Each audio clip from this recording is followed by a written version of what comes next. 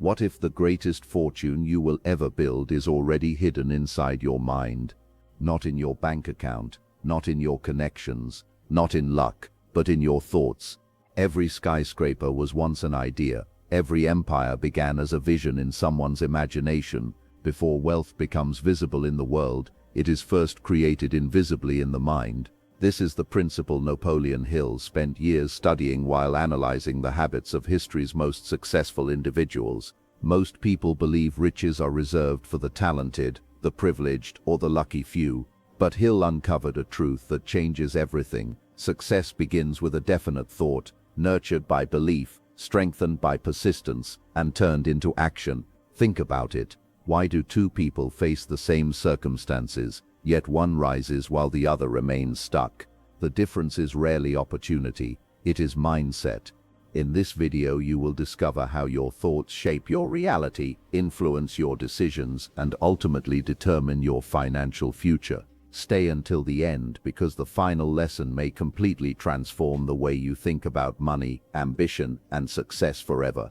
Your fortune does not start in your hands. It starts in your mind.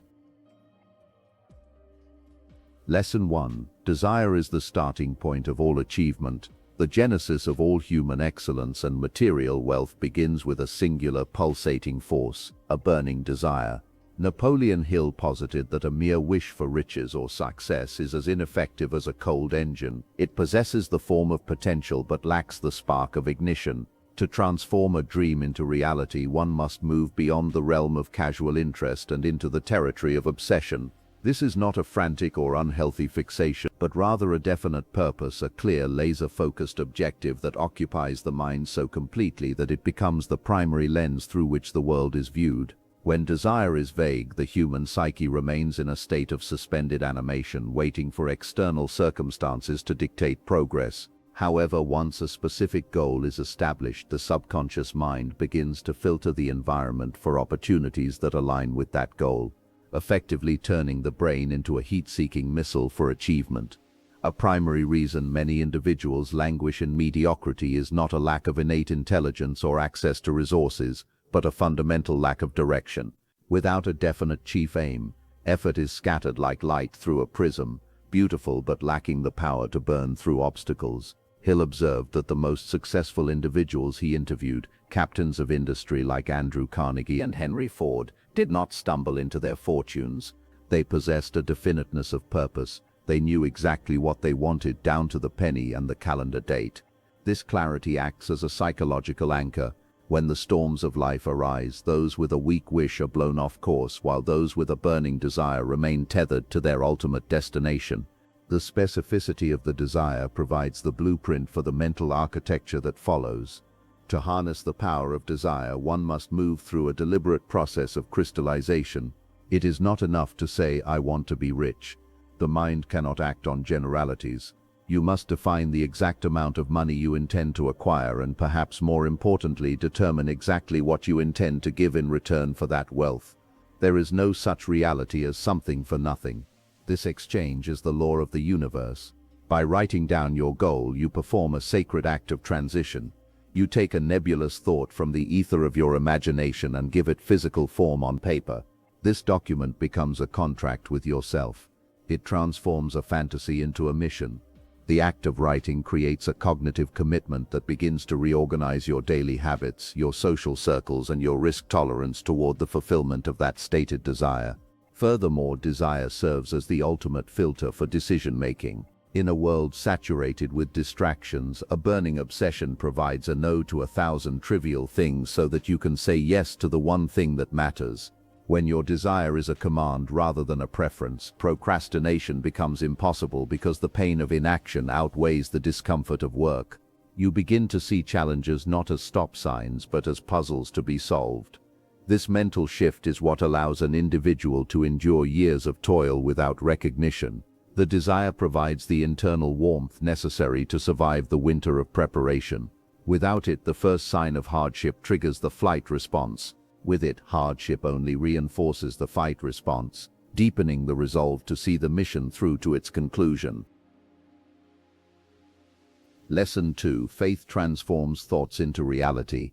Faith in the context of personal achievement is the head chemist of the mind. When faith is blended with the vibration of thought, the subconscious mind instantly picks up the vibration, translates it into its spiritual equivalent, and transmits it to infinite intelligence. To the pragmatist, faith might seem like a mystical concept, but in the realm of psychology, it is the highest form of self-confidence. It is the steady state of mind that allows an individual to act as if a goal is already achieved. Hill argued that a thought without belief is biologically and energetically powerless. You can chant affirmations until you are breathless, but if your internal identity is rooted in the belief that you are a failure, your subconscious will work tirelessly to manifest that failure to maintain internal consistency. The most successful figures in history often appeared irrational to their contemporaries. This perceived madness was actually the external manifestation of an internal faith so absolute that it required no immediate physical evidence.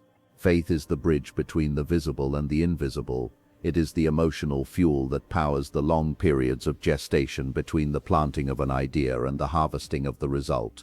When you operate with faith, your physiology changes, your posture is more upright, your voice carries more authority, and your eyes perceive solutions that are invisible to the skeptical. Skepticism is a protective mechanism for the ego designed to prevent disappointment, but it also acts as a barrier to the very breakthroughs that eliminate the need for protection.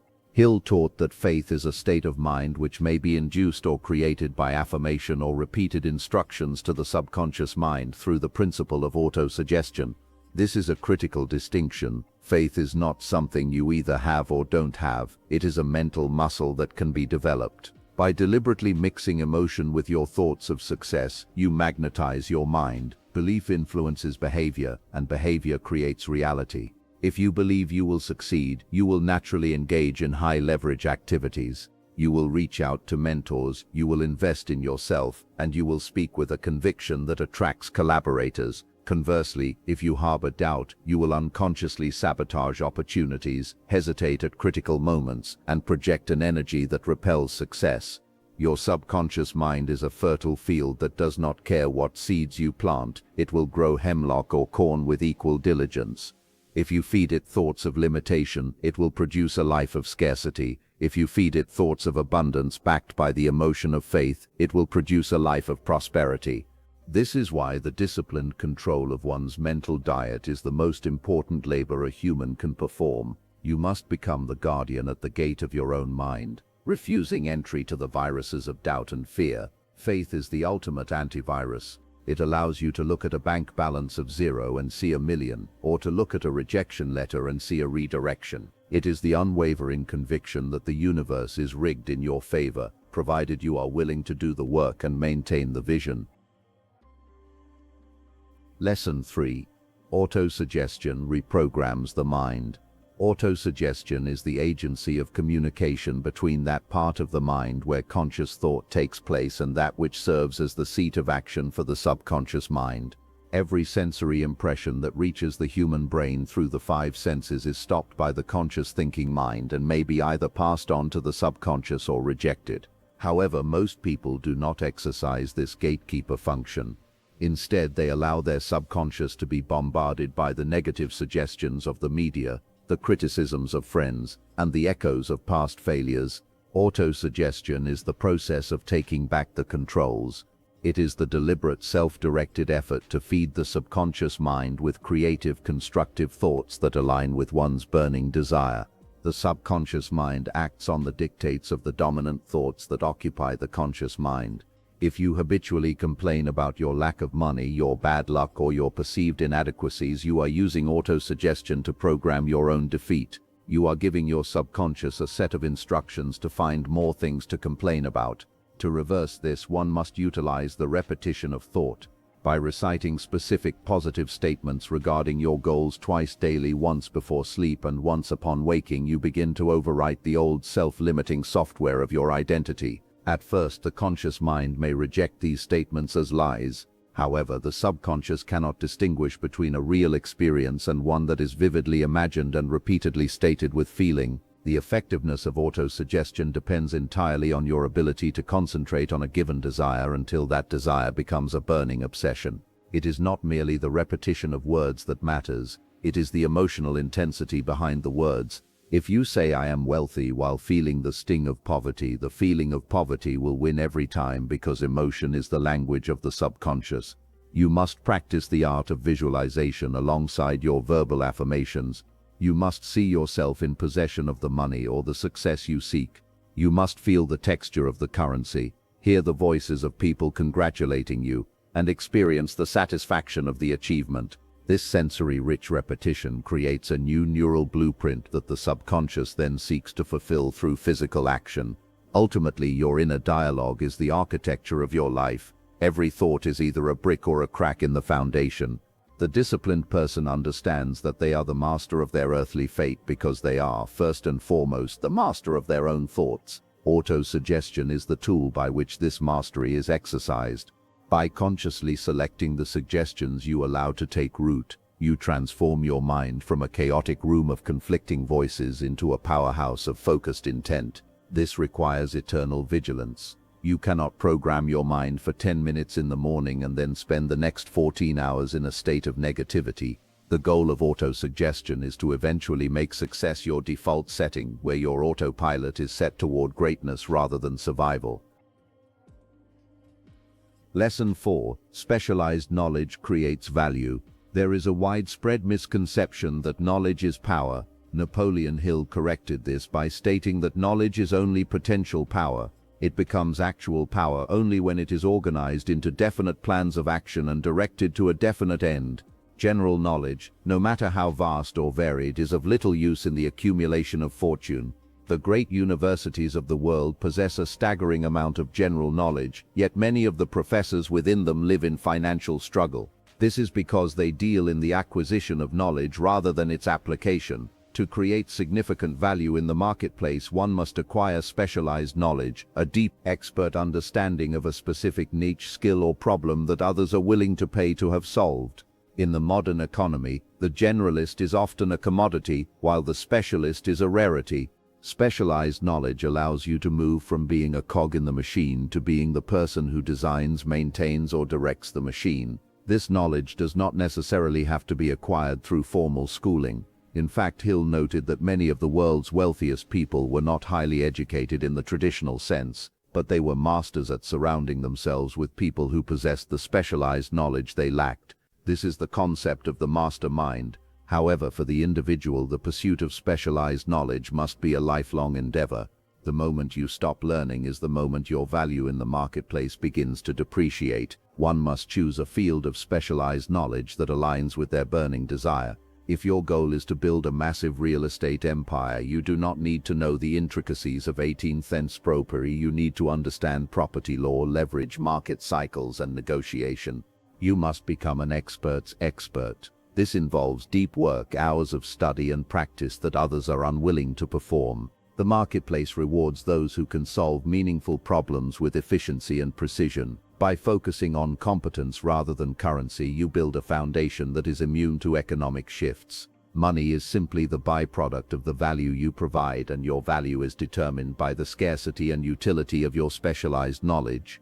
Furthermore, the acquisition of specialized knowledge should be coupled with a plan for its dissemination. Having the knowledge is only half the battle. The other half is marketing that knowledge. You must understand how to package your expertise so that it is recognizable and attractive to those who need it. This might involve building a personal brand, developing a unique product, or mastering the art of sales. Knowledge that stays locked in your head helps no one and generates no income. Therefore, the successful person is both a student and a strategist.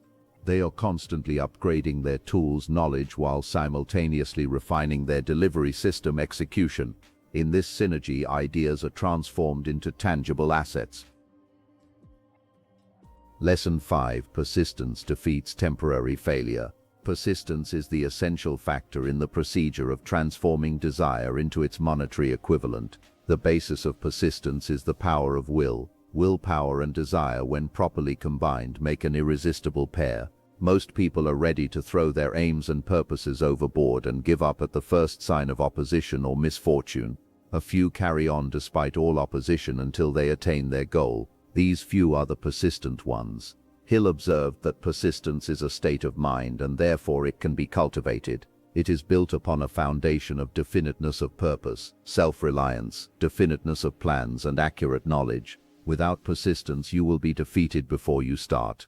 With it, you are certain to win. The road to success is rarely a straight line. It is a jagged path filled with temporary defeat. Many people mistake this temporary setback for permanent failure.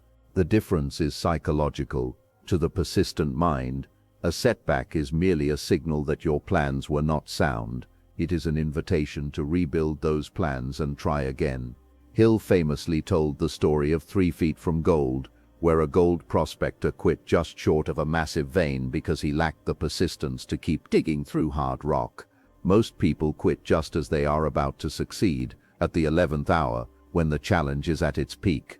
This is the point where the universe tests the validity of your desire. If you quit, you prove your desire was merely a wish. There is no such thing as failure for the man or woman who refuses to stop. Persistence is a form of insurance against the inevitable lows of the journey. When your enthusiasm wanes and your resources are depleted, persistence is the cold, hard logic that keeps your feet moving. It is the refusal to accept any answer other than yes. Hill noted that those who have cultivated the habit of persistence seem to enjoy a form of protection against failure. No matter how many times they are defeated, they eventually arrive at the top of the ladder. This is because every failure carries with it the seed of an equivalent advantage, but that seed only germinates in the soil of persistence. If you abandon the soil, the seed dies. To develop persistence, one must follow 4 simple steps. First, a definite purpose backed by a burning desire for its fulfillment. Second, a definite plan expressed in continuous action. Third, a mind closed tightly against all negative and discouraging influences. And fourth, a friendly alliance with one or more persons who will encourage one to follow through with both plan and purpose. These steps are the master key to overcoming the inertia of the status quo. Persistence is the proof of your faith. It is the outward manifestation of your internal conviction that your goal is not only possible but inevitable. If you stay in the game long enough, the opposition eventually tires, the obstacles crumble, and the path to your burning desire clears. Your future is not shaped by chance. It is shaped by thought.